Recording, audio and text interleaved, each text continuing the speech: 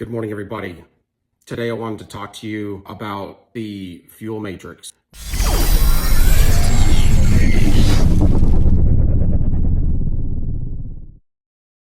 When you are a primary source of supply, we're not talking about a secondary, tertiary, but a primary source of supply. I wanted to go over the fuel matrix because I want you to understand a few things. The first thing I could say is getting away from a narcissist is a true blessing, whether you are discarded or you discard them. It doesn't matter at this point. You're going to have to find a way to get over it. And that's why I have this channel. I'll talk about this stuff. But today on the fuel matrix, I want you to understand that if you are a primary source of supply, typically you are a high value empath that was asleep. You're more of a victim then. You're a survivor warrior when you wake up, because you're not going to be allowing that anymore. Somebody to take advantage of you like that, you're going to learn to read the signs, the red flags, and you're going to know to stay away from them. You're going to assert yourself. You're going to have boundaries. You're going to love yourself. It doesn't matter who it is. You're going to treat everybody the same. There's no respecter of persons here. Meaning, don't give somebody extra chances because you like the idea of them more than, say, other people in the past. In the fuel matrix, if you were the primary source of supply, you got to understand that you're high value. But you weren't really high value until you woke up to this, because you are allowing all this. When you are that high value empath, the primary source supply, you are the center of the fuel matrix. So the narcissist needs supply. Supply is anything that is validative to them. They get validation from the outside only. They can never reflect in, and they can never reflect on their own actions. So it's always their responses from the people out here that govern how they treat others. The problem is they manipulate that.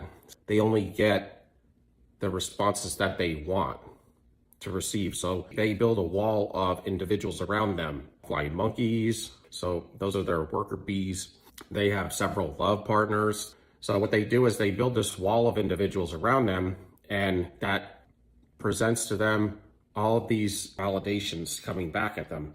That's the only people that they will deal with. Either people that fear them because that gives them power and control, or people that give them admiration, adoration, acceptance, accommodating them in all ways and putting them above themselves. And there's a lot of people that will do that, and a lot of them are put under the spell because they're working with witchcraft. But what you're feeding is you're feeding their ego self, which is their false self. That's this character that they made, and they call it the mask, so they're wearing a mask. And that is basically built from their ego self, which their ego self runs everything here. They could never go behind the ego. That's why they can never be alone. They have this inner peace with their inner self, inner mind. You know how we have our intuition, we have our inner person that will tell us things like things are wrong, or you're doing things wrong. You shouldn't be treating somebody like that when you do bad things. So theirs is not operating like that. They tend to only want the adoration, admiration, and if not, then you're the enemy, basically. So that's why when they meet you, you end up giving them all of this. They can't generate any energy inside, any fuel. We have the ability to generate our own energetic self so that we can go out and about and have confidence and security and independence, get things done, and work through hard things that life throws at us. But in this individual, they cannot do this at all. Any of those things, they have to steal this fuel from other people through adoration, admiration, fawning, and or fear. And that's how they build this ego up. The ego is to mistreat everybody, manipulate everybody into doing things for them. And this is what fuels it. It's all built on fear, negativity, and lack. When you're the center of the fuel matrix, they need somebody that can generate a lot of fuel and get projected on, which is their sacrificial empaths, basically, where they'll come home and rage out on you every day. You'll accept that negative fuel. They'll take your fuel and they'll walk out, and that mask will be squeaky clean. And then they build all this army of monkeys that work for them. All these love partners they go get, and all of these, people doing all these things, but they're doing it because they know that they have an empath at home that they can come home to, in between cheating on them, lying to them, manipulating. And at the end of the day, they absolutely hate you because you have the ability to conduct life, and to conduct life, generally speaking, if you're empathic, with love And with a righteous heart and a pure heart, you're able to do things. Not to mention, you're actually fueling everything that they're doing. And because your fuel is so pure and so good, they go out there and they build this whole regiment of people working for them and all these love partners, but they're building it on the fuel that they get from you. And that's my point. Your fuel is so good and so pure and so clean. You do so much for them. You put them first in everything, absolutely, to where you're almost crumbling while you are doing all this work for them. And then they discard you and they treat you like crap. And they treat everybody out there good. And everybody will never believe you if you were to tell them, because everything happens behind closed doors. And then they go out there and they discard you. And then this is the problem. They think that they created all this. But when you met you, they were in the dumps, you know. They were depressed. They didn't have anything going on for them. They didn't have no glow to them. They were all gray and ashen. And then you come into their life, you spark up life in them. They drain every drop of fuel that you can generate. Then they leave and they think that this can be sustainable. Like they did this themselves, because in their ego self, they create all of these fantasies that they're so awesome, they're godlike, and it's all your fuel that they've manipulated to create all of these friends and love partners to come their way, family members and all these people working for them and believing the spell. They got all that because they could come home and throw all of their crap on you every day, and you accepted it unbeknownst to you. You didn't know exactly what was going on, but this is what's been happening. So when they leave you, a lot of times they'll come back very quickly and want you back. And a lot of times the way the spell is they'll get you fiending for them through the trauma bond, the hot and the cold, get your hormones messed up so you can't be away from them. They want to turn you into codependent to them, when in fact they're codependent to everybody. That's why when they're not with you, they have to be with somebody. That's why they're always cheating as well for supplemental supply, because they're insatiable. Whenever they discard you, they can go get one of them and just start up another relationship with them, revive that. And that's why they keep up with all their exes.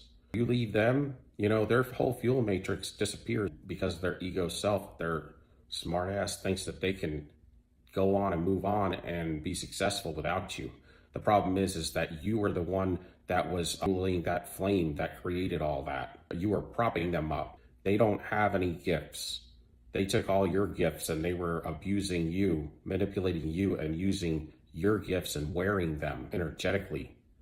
They knew that you were their form of safety, in-house supply every day. You took care of all the work in the house. You're lucky if a narcissist will work a full-time job, and after that, they're going to be focusing on their secondary, tertiary supplies. Outside of that, they don't do any work. Everything falls apart when they lose their fuel matrix. Now they're going to act so bad out there, they just can't look good. They used to look like a saint when they had your fuel every day, but they have nobody to throw their crap on because you're not there anymore. They're throwing their trash fuel on and then taking your good fuel and going out and acting right. They call us the in-house family garbage bin, meaning that we take their garbage trash and we reignite them with our fuel. Literally, it's not no joke. This is spiritual. And then they go out and they get all these people to do things for them with our fuel, our blood, sweat, and tears. So the thing is you got to understand that when they come back, you have to revoke them. And from here on out, your fuel was so good, they don't want you to know about it.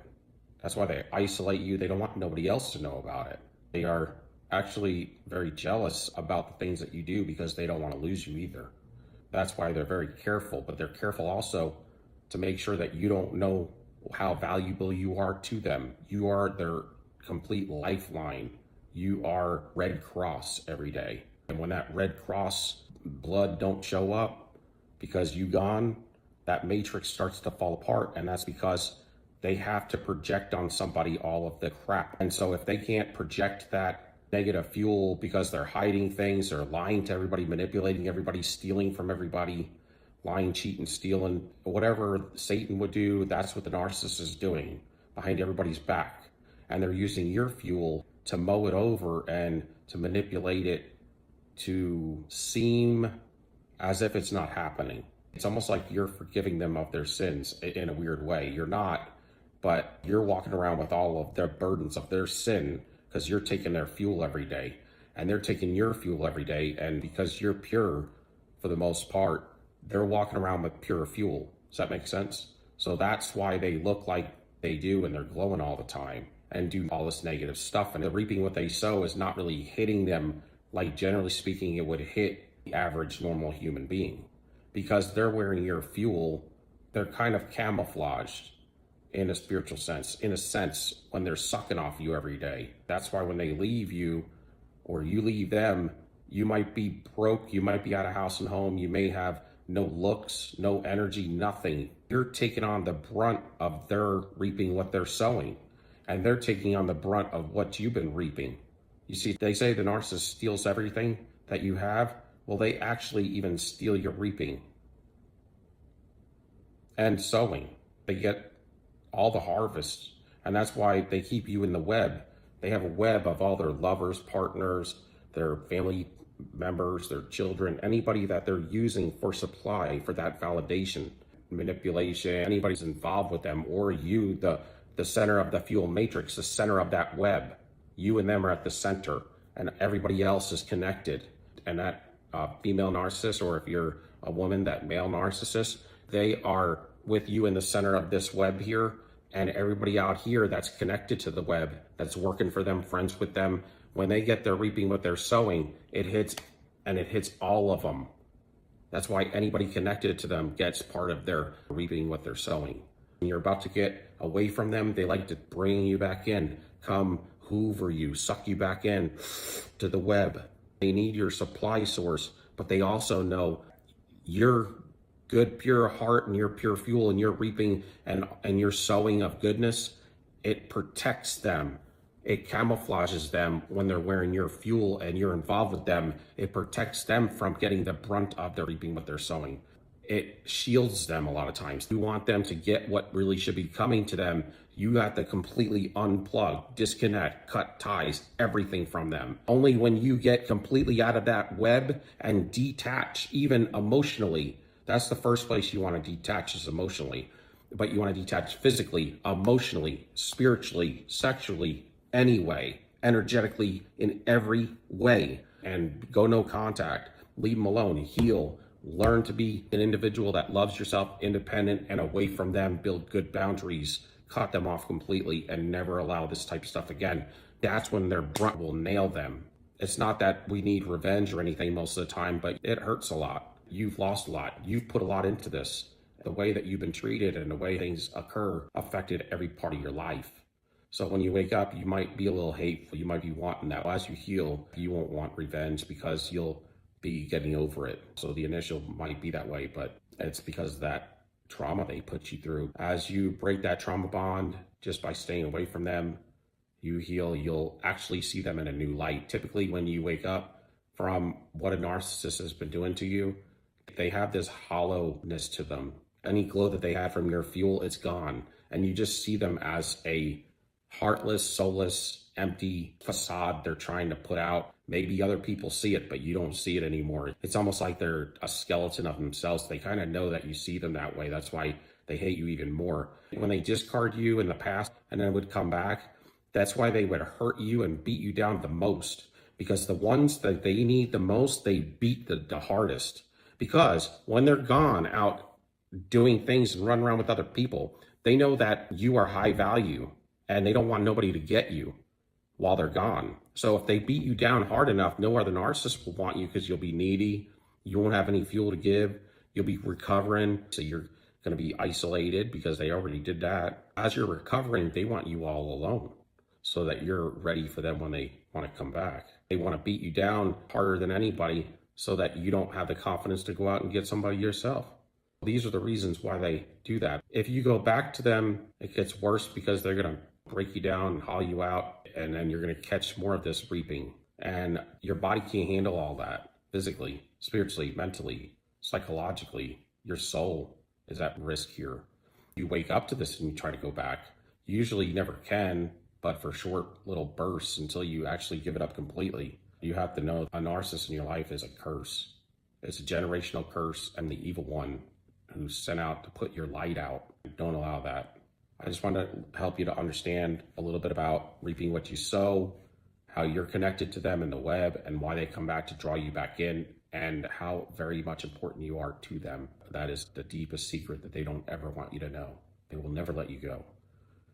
Even if they have taken 6 months, a year, and you haven't talked to them. This is the thing. The only time a narcissist respects you is when you deny them and when you refuse to talk to them, because they're the opposite of humanity. The more you talk to a narcissist, the more they disrespect you, the more sorry of an individual you are, because they know how crappy they are. They know how shitty they are. And they know that anybody that has any kind of common sense, respect for themselves, would never even give them the moment of their time. So when you do, they disrespect you even more. All right, so that's facts, y'all. Just take your car, get in there, grab the keys, and you get the hell out of there. Don't ever come back. They will need you, want you. If that's what you were hoping that they would be like, well, wait till you stop. Because when you stop giving them your fuel, that's when they gotta have you. It may take a while because they got all that pride built up, or they're running on some other fuel right now, but it's all gonna waste away, and then they're gonna want to come back, and they can't. You got to continue to deny them, and even the first or second denial, they still don't let it sweat them. It's over time. You wait a year, and they won't be able to sleep at night trying to get you back. Most of the time, when you refuse them, they're not used to this. So a high value, high fuel type empath is what a narcissist wants. They're hard to find these days because there's a lot of people out there that are narcissists or narcissistic, and they won't put up with that. So if you can give me a like, subscription, thumbs up. Love y'all. Peace. We out.